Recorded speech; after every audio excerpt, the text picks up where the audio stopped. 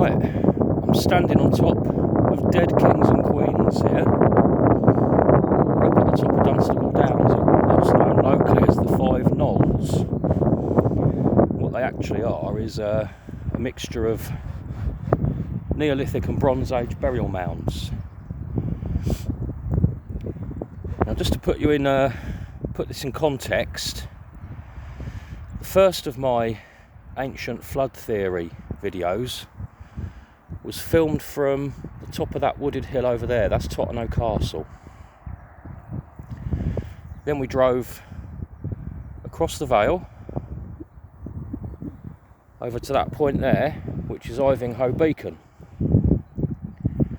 And we're now standing at the top of the headland opposite what would have been the bay from Ivinghoe Beacon. And between us and the beacon there's this big bay. We'll go and have a closer look at that in a minute. But here, it's a real place of death. I mean, that's the oldest one there. That's the most northwesterly. I think it's a bell barrow, and that's definitely Neolithic. That one was excavated, and they found a female skeleton in there with lots of flint grave goods. So she would appear to have been maybe a chief or a queen or a priestess or something along those lines. She was somebody very important. I think these are the more recent ones, and as you can see, unfortunately, over the years,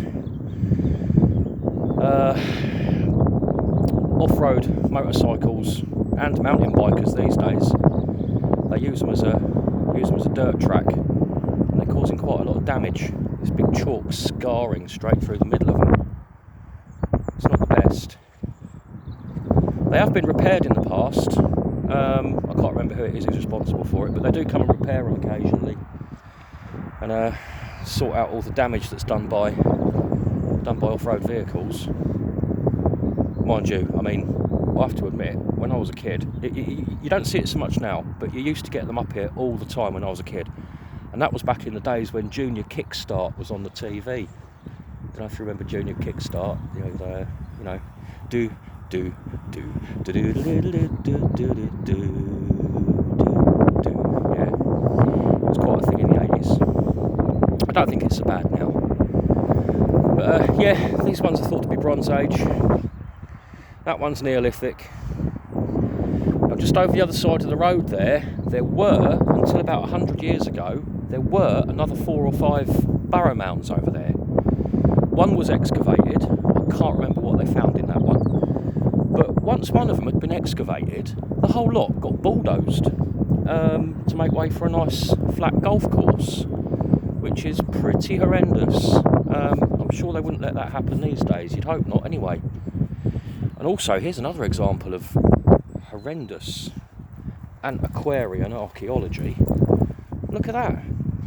Somebody's excavated this one. It might have been quarried, to be honest. It might not have necessarily been archaeologists who did that, but you can see they've literally just cut a great big chunk out the side of this bell barrow I'm standing on top of.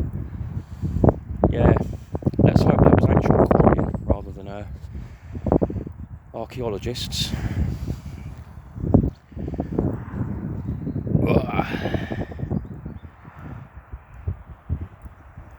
So it's a prominent place to bury your dead. If you're the local tribe and you want to show that this is your land, you want everybody for miles around to see these artificial structures and know that this land belongs to you. More recently, its prominent location was used to serve as a warning to medieval ne'er-do-wells. There was a gallows up here. One of the things that was excavated, I think, roughly behind those trees in that area there, they excavated a huge pit full of 40 plus bodies. They had their hands tied behind their backs, they'd had their necks broken. Yeah, this was a place where they'd hang you and leave you for everybody to see. Nice. I think there's also evidence of a battle up here as well. They found Saxon hurried burials, not Saxon graves, but Saxon, quick burials, which I think they're suggesting was a battle. Right.